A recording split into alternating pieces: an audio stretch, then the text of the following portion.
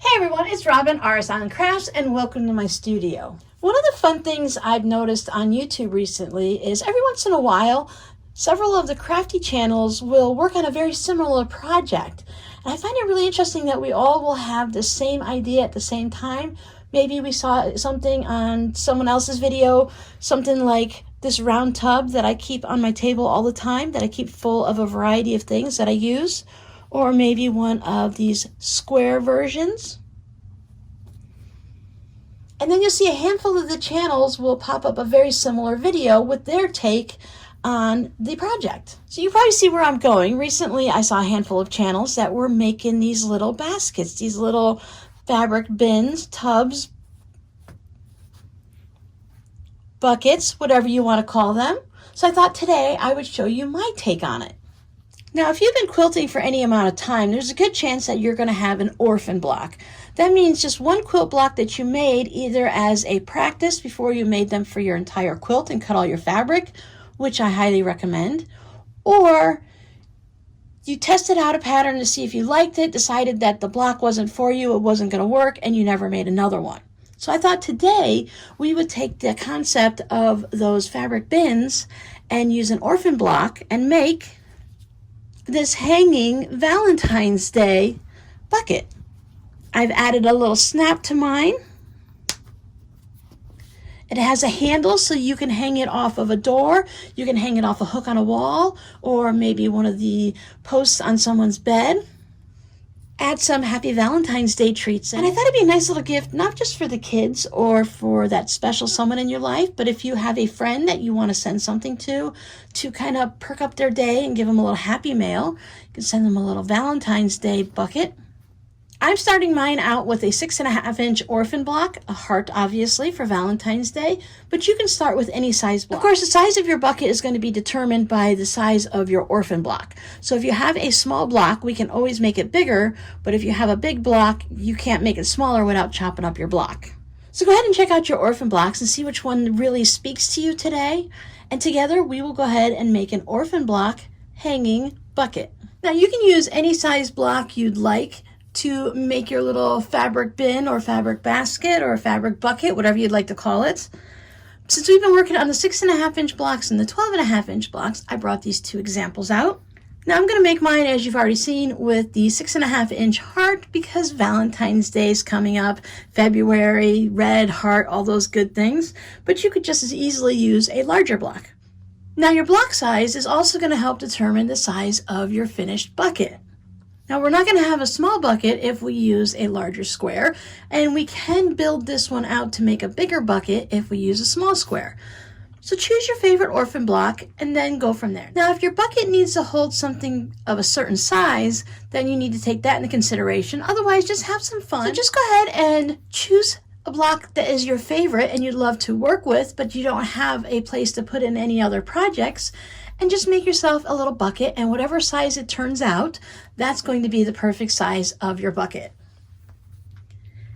If I were to make this using the 12.5-inch square and I don't build it out at all, for those of you who have worked on other baskets or tote bags or any type of zipper pouch or whatnot, if we were to take out that little corner to give ourselves that flat bottom so that it stands up, we're going to lose whatever size we take out. Now I like to make mine 2.5 inches so that I have a nice 5-inch flat bottom.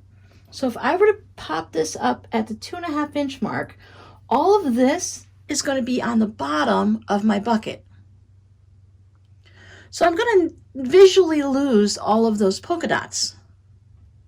If I needed a large bucket and I put a frame around this, and I made the frame at least 2.5 inches, 3 inches, give or take, I will have all of my polka dots showing, and whatever I add on will be what folds underneath my bucket and is out of sight. So that's why I'm going to go with the little 6.5-inch square, and my goal is to make it to be the panels at 12.5 inches. I have this nice blue batik that's just been sitting on my shelf waiting to be used, so I thought I'd use it for this project. I did draw myself up a little bit of a sketch just to kind of get an idea of where I want to go with this. I don't need this bucket to be a specific size, but I'm going to try to start with a 12.5-inch idea and go from there. Because at 12.5 inches, that'll leave me a couple inches at the top and a couple inches at the bottom, and then a little bit more on each side. So what I was thinking, that I drew out a little sketch. Let me give you a little closer look. I started with my 6.5 inch heart in the center, practiced my little heart skills, and I wanted it to be 12.5 inches. So I just drew a basic rectangle around it. It doesn't have to be perfect. And I know that my center block is 6.5 inches. I can subtract that. I know we're going to do a little bit of math here, but it's not too hard. And I'll give you, once we get through this, I'll give you a quick idea of how you can do it without thinking about math at all. So I decided that my center is going to be 6.5 inches. I decided that about a 2.5 inches at the top will give me a nice little border at the top and not having too much. I want to have most of my fabric below the heart, again, to fold under for that gusset. So I marked my little 2.5 inch squares. And I decided how I'm going to sew it together. I'm going to take my heart and I'm going to put a bottom piece on it. And then I'm going to sew my 2 border side pieces and then 1 piece going across the top. I decided I wanted 1 full piece across the top instead of doing a small piece up here and doing long sides. Because this would give me, if I did it that way, I would end up with seams right there. Once I get done quilting it, it may not be noticeable, but I'll know it's there. So I want to have just 1 full piece with no seams across the top. So I decided that I want it 2.5 inches and it's going to be 12.5 inches long. So if I take that 12.5, subtract the 2.5 and subtract the 6.5, that'll tell me how much more space I have down here to use. And that gave me 4.5 inches, which was really good because if I take that 2.5 inch off, it'll leave me about 2 inches there and about 2 inches there, and it's a nice little balance. Now figuring out the same way here, I have 12.5 inches on my width, subtract out the size of my square, and then I have to divide that by 2. Now remember, we have to put in some seam allowances, give or take. So let me show you how to do this if you don't want to do any math and you don't want to think about it. The only thing I will think about though is my gussets on the bottom. So I am going to have that 2.5 inches. You can mark out with some masking tape or some blue tape or washi tape on your mat the size of the block you want to make to surround your heart or your orphan block. I have a 12-inch mat here, so I can just lay this down and I can look and say, here's my 2.5 inch mark. So I just want to make sure that my heart stays above it. So I can put it wherever I want, move it up and down, and it gives me a rough idea of the size fabric that I need to put on it. And if you want to go totally crazy, you can build it out sometimes the way I do. I just go ahead and cut a strip for here and a strip for there. So it'll go from here to there. I try to make them both the same size so that the heart stays in the center. And then I make my bottom piece, I cut that out. I just want it to be more than 2.5 inches so that my heart doesn't get folded to the bottom of my bucket. And then I just cut a strip and I sew it up on the top. So you can really scrap piece it and just freeform it, or you can put pencil to paper. You can go into any of those softwares, the EQ 7, 8, 9, 10, wherever it's at right now, and let them do all the math for you. So I have all of my pieces cut. Now, since I am just kind of winging it, and you guys know that the seam allowances is what always throws me, and I don't need this bucket to be a certain size. I'm just going to do my best with the numbers I came up with. I can see that I have a little bit of a longer piece here, but remember, I have to put my seam allowance in, so that should bring it up. So what I'm going to do is I'm going to take this over to my sewing machine, and I'm going to sew this piece on. Then I'll press my seams, I'll sew these on, press my seams, most likely going to press them to the blue so they don't shadow on the white, and then I'll sew this on and also press it. Now as you see, we haven't discussed the back of this at all. This is only our front panel for our bucket. I never make the back until I know what my front's going to look like. Because if you say, I'm going to make it 12.5 inches and you cut the back out, you really don't know what the front's going to be until the front is sewn together and it is what it is. I would just choose fabric that I know that I have enough to put my pieces on and to do the back. Now I just used the width of fabric and I cut my widest strip, which was 4.5 inches. I cut that all the way across, and then I subcut it into the sections I needed, and it left me with this little chunk here, and it left me with this 2.5 inch strip. Now I'll probably use this for my handle. I think that will work okay. I know it's on the bottom, but I think that will work okay as a length for the handle. And then I have an extra piece to go into my stash. So I'm going to sew these all up, give them a good press, and I'll show you what it looks like. And when I'm finished, I have something that looks like this. I went ahead and used a 1/4 inch seam allowance because essentially I'm making what looks like a mini quilt. I'm just going to turn it into a bucket.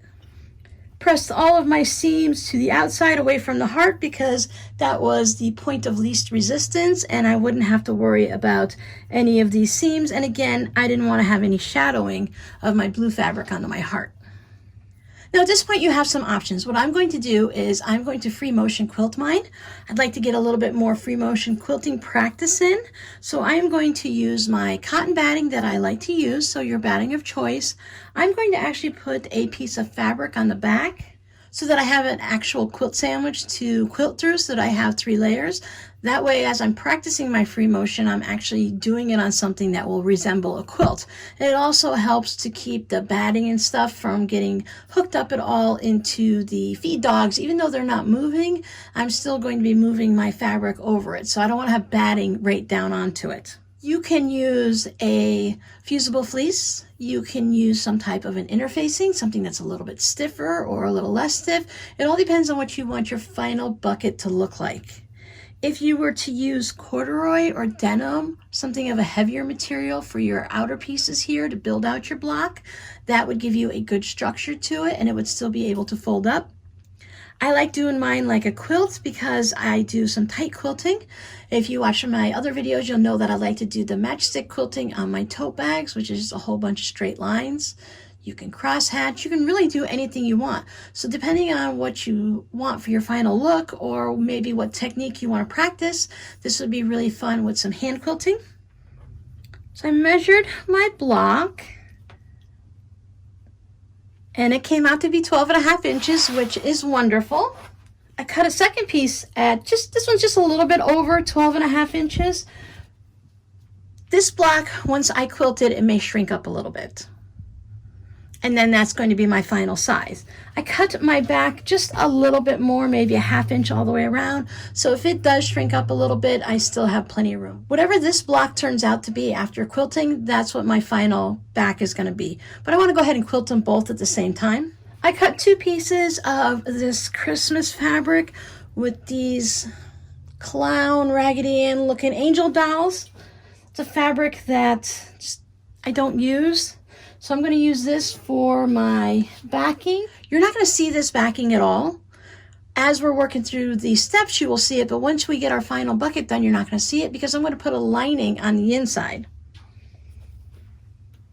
So I'm going to put the darkest, the regular front side of the fabric against my batting. So depending on the lining fabric, I need my lining to be darker than this. If I were to use a white lining or something, you would probably be able to see the shadows of these coming through it. So that's one thing you need to take into consideration. I also cut batting squares that are larger than my block. Just like when I make my quilts, I like to have my batting and my backing a little bit larger.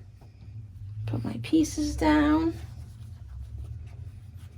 Now I like to take these over and give them a nice press. Since I'm using a cotton batting, everything will adhere itself, and then I will put some pins in to keep everything nice and secure. Now I'm just using some straight pins for this. I'm not using my regular quilting pins. I just have 5 of them, 1 in each corner and 1 in the center.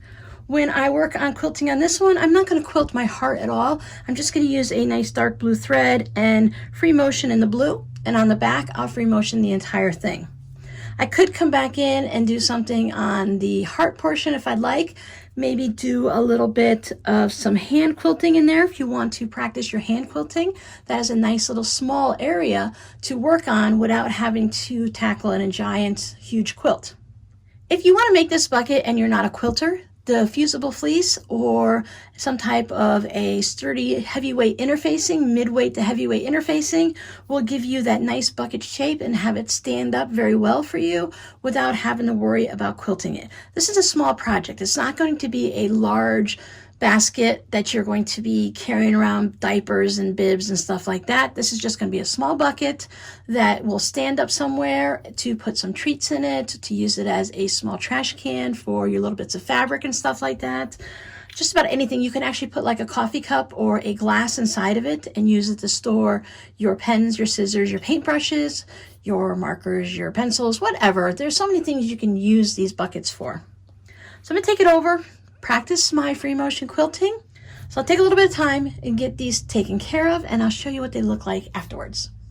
Everybody's all quilted. Now before I started my free motion quilting, I made myself a little sandwich, a piece of fabric, the batting that I'm using for this, and then another piece of fabric. And I just practiced to find my rhythm to make sure I didn't have any weird stitches so that my machine and my hands were working together. If you were here around Christmas time when I tried to free motion quilt the table runner, you may remember that I struggled with it a bit. I haven't done much free motion quilting lately, and I was really out of the rhythm and the habit. But I am so pleased to say that this is the one, that's where the heart is in the empty center, but everything looks really good. I did all of this one also. Now I trimmed my heart up to the size that it's going to end up being. When you do quilting, you could shrink some things in, stretch some things in the other way, depending on what you're doing. So if you had to have a specific size, you could always make these pieces extra wide so that you trim it down. But I knew that in the end it was going to be smaller than 12.5 inches.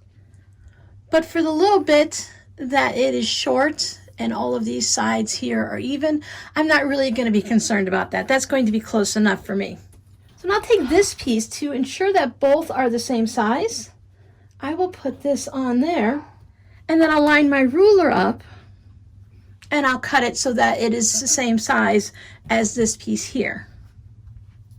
Now that I have all my pieces trimmed, gave them a nice good press, I have the front of my bucket and the back of my bucket and two linings. I decided to go with the same fabric for the lining because I just couldn't find one that I wanted that would look okay with this.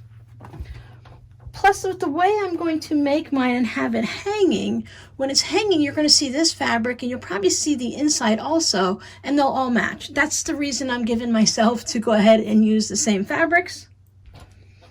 Although at this point I do wish that this heart would have been a batik heart, but I still love the way it's going to pop off of this darker basket. I also went ahead and I trimmed my corners on my lining on one of my panels and then one on this one. I'm going to show you how to do the last one here. Again, if you've made a tote bag, you're used to this. We're going to make our gussets, and to do that we need to trim out a little bit of the corners. This is going to allow it, as we sew it together, this part's going to go under. We are going to be making little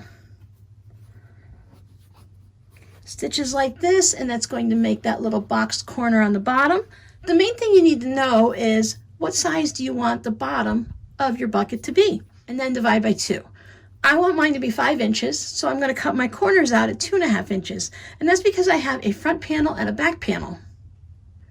If you want it to be a little bit bigger, maybe you want to have a shorter but a bigger bottom, because whatever you take out of here is going to take the top of your bucket and make it a little bit shorter.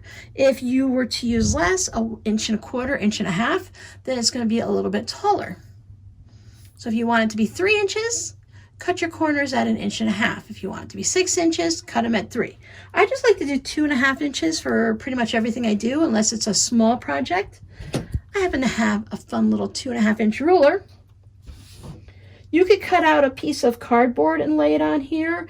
You can use any of your rulers, but I'm able to just lay this 2.5 inch ruler, which is probably why I chose this size, right down on my corners. I do like the size of gusset in the bottom of the bag that it gives me. I'm drawing on the back. I made sure that I put it at the bottom of my hearts and that both of them are on the same side. because it's easy to get it mixed up if you're not paying attention. If your panels are a different size, if they're 12 inches tall but they're 14 inches wide, just make sure you have your panel orientated and your lining all going in the same way so that they're all going to fit together. I just trim this out on the line. Stop at the corner. Nice pointy tipped sharp scissors are always helpful. So there's all of my pieces. I do want to put a handle on this, and I want it to hang off of a doorknob or maybe a little spindle on a chair. Hang it from that, or if you want to hang it from a hook on the wall. I cut it 4 inches wide, and it happened to be 12.5 inches tall because of the way it was trimmed off to do my 12.5 inch panels. I gave it a fold in half, give it a nice little press so I can find the halfway point. Folded one side up and the other side. And then that's going to be my handle. I did use a little bit of lightweight fusible interfacing in here. I'm not expecting to put anything really heavy in it. It's a Valentine's bag. It's not very large like a tote bag where you might be carrying books and stuff. And with only one handle, it's meant to hang. So I wanted to give some interfacing to give it a little bit of strength, but I didn't go with my batting or fusible fleece because I don't need it to be soft on the shoulder and I don't need it to be extra hardy and tough. But I will take it over to my sewing machine and I will stitch down each side at least. And I may leave it like that, or I could put some extra stitching down the center. For my tote bags, I like to put 5 rows of stitching, but for a small bucket like this, I think I'll just do the 1 row on each edge of the handle strap. And there's my handle. I just stitched down each side. My ends look pretty even, but if they're not, you can always trim them up. I want to put my handle on the back. You can put 2 handles on, have one on the front and the back, and have a small little tote bag to put the Valentine treats in. You can put the handle on the front. You can do whatever you want. Just skip the handle totally and just let it sit on a table. I'm going to find the center. I'll just put the center right on one of the lines on my mat. When we put our handle on, we need to make sure that we're not twisting it. So it needs to be straight and put on. You don't want to get a little bit of a twist inside your handle. Remembering that I have this 2.5 inch mark here that's going to be folded to the side, so I don't want to go too far over. And because it's not a tote bag, it's just going to have that small loop that's going to hang from. I'm going to put mine just 1 inch off of the center. I'll put a couple clips in to hold it, and then I'll see what it looks like and see if I like it. Remember, make sure that you don't have anything twisted. I do like mine to stick above the edge here by 1/2 inch. You can have it perfectly flush. I know a lot of people like to do it that way. So then if I were to stitch this, and I could just hold it up and look, see, do I like enough of the space that's going to be hanging? It's going to be hanging off of something like that. They're not too close together, and they're not too far apart. I like the way it is. So I'm going to take this over to my sewing machine, and I'm just going to do a little tacking stitch just close to the edge, about 1/8 of an inch. I'm going to sew across my handles to hold them in place so that when I put everything together, I don't have to worry about clips and pins. These will already be basted in place, and I don't have to worry about them. There it is. Just went ahead and stitched across it. I did back stitch on it just to give it that little extra security of holding it on. Double check again to make sure that it's not twisted. And I'm going to continue building this just like I would a tote bag. If one of the other YouTube videos you watched did anything different and that you prefer to do it that way, you can go ahead and finish it up that way or stop earlier. I just wanted to give you an idea of how to build out your block so that you can turn it into one of these little bucket bins or any project that's similar to it. Now, since my lining and my outers are identical, I just need to be careful, make sure that I'm using the quilted ones. Putting some clips in just to hold everything, so when I take it over to the sewing machine, just gives me that little bit of extra hand so that I can keep everything lined up and not worry about anything shifting. It doesn't need a lot. I just put 3 in here. Then I'll put some clips around here and there, and I'll do the same thing with the lining. Make sure all of your pieces have been clipped right sides together, including your lining. I like to sew my bags at a 3/8 inch seam allowance using a 2.0 stitch length, but you can use whatever you're used to or what you prefer. Start at the top, and I like to back stitch, and then I will follow this seam all the way down. I give myself a little bit of a slack here, and I bring this part over, and then I start stitching here, so there will be a thread that connects from here to here. You can back stitch here and then clip your thread and then come back over here and start. Clip your thread and come back over here, but I like to just keep it in one continuous line, so I find it's really easy to sew here, back stitch. I can lift up my presser foot, lift up my needle, slide this around, put everything back down, and then continue stitching. And I do the same thing here. I back stitch, lift up my presser foot and my needle, and then I back stitch at the top again. And I'm going to do the same exact thing on my lining. We are not going to sew in this section here at all. You're going to leave this part unstitched. That's what we're going to use to make our gussets, and we'll be bringing these together and stitching that line there. So leave those empty and open. I'm going to put a link to my tote bag playlist down in the description box, so if you need any extra help, a little bit more of a detailed tutorial on how to do these different steps, or if you'd like to add pockets, they'll all be in that playlist. I wanted to show you what this looks like when I stitch from one section to the other. I just brought it around so it has this piece of thread there. Just clip those threads and it opens back up. We're going to be turning this through the top of the bag. Some people do like to leave a little bit of an opening in the bottom and turn it through the lining. So we need to open these up. Depending on how your little bucket bag here, your panel feels, sometimes I leave the seams open so that they lay nice and flat, and other times I just nest them like we do in quilting, and that just means that one seam is going left and one seam is going right, and when you put them together, they just fit so snug right in that area.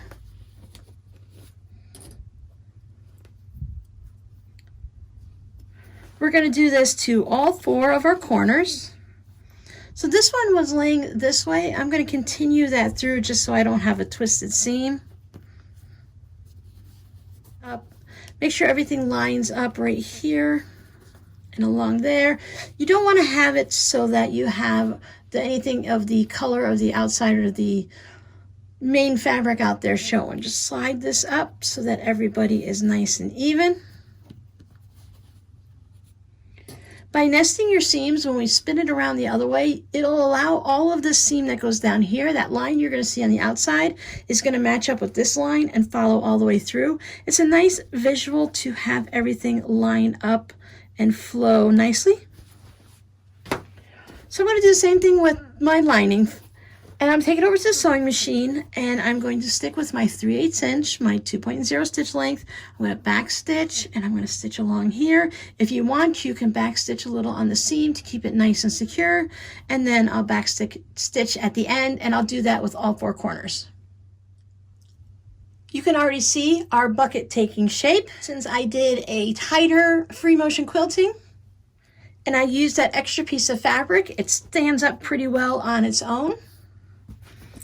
Show you what the corners look like that I was trying to explain earlier. If you follow this seam line, it should line up right there and keep following through until it meets this one. So it's nice just to have that visual that goes all the way through. And if we look at this when it sits on the table, it's going to have just that little bit of the blue batik that's going to show, so that's going to really showcase the heart. And if you have it hanging, it's going to be the same way. As it hangs, it'll just have that little bit down there. It's a little bit hard to see in this direction like this.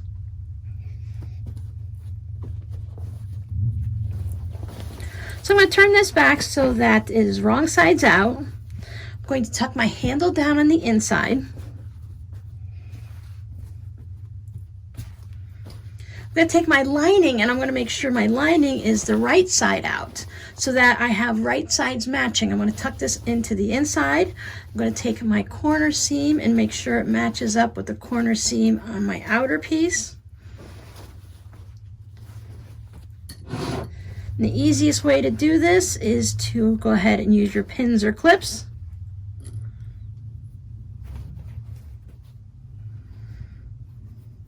line my seams up right here. This is the one I sometimes like to press open, and just so when it's open like that, get rid of some of that extra bulk, because not only are we going to stitch around now, but we're going to leave an opening, turn it, and then we're going to stitch around the top again.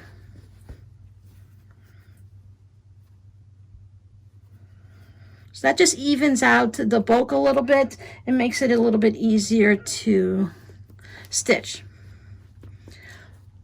Pull my sides like this, it makes this little weird mouth looking thing, but it also allows me to find the center right there. Everything's all lined up nice and neat. Put a clip in there. Do the same thing here. Make sure my lining is lined up with the top of my outer fabric. I don't want to have my turning spot where my handle is. That's just too much to mess with. So I'm going to leave my turning spot right here. Maybe not quite as big. I don't need it to be too big. About 3 inches or so. And then I will continue to put my clips or pins in all the way around, making sure that everybody is lined up. I like to put one where the handles are.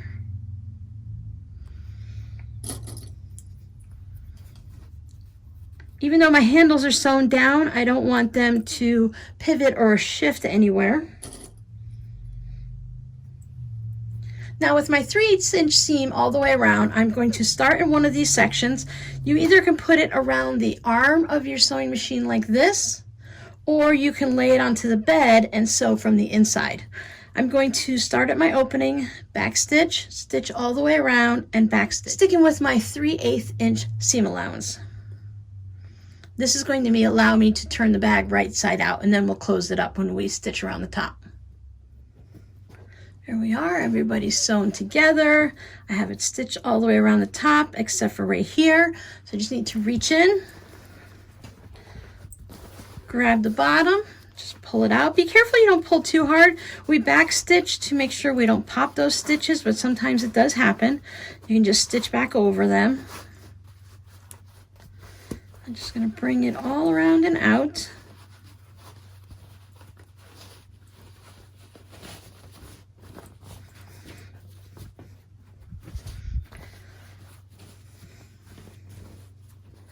Find my hole again, and I'm just popping out these bottom areas just to make sure everybody is nice. Nice sharp corners. Tuck my lining in. You can take it over to your iron and give it a nice press all along the top so that the lining fabric is staying inside and you just see your outer fabric here. Do that all the way around. Then you're going to take it back to your sewing machine and you're going to go ahead and do a 1/8 of an inch top stitch along here. And as you're doing that, that's going to take this bit here. Make sure when you're pressing it, you press this really well.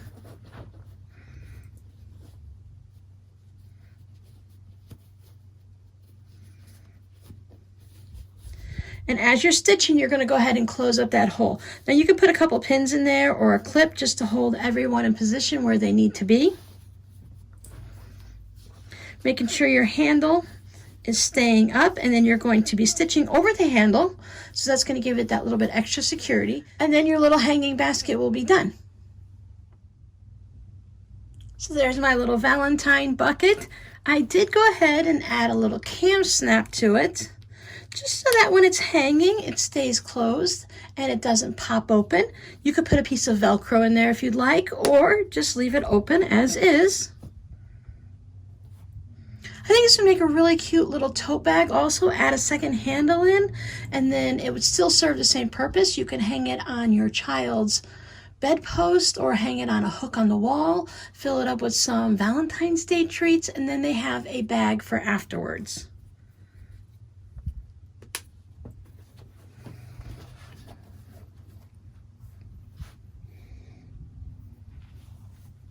For those of you who might need a little help with the numbers, I don't know how to put this down in the description box, so I'll just leave this here for a second. You can take a snapshot.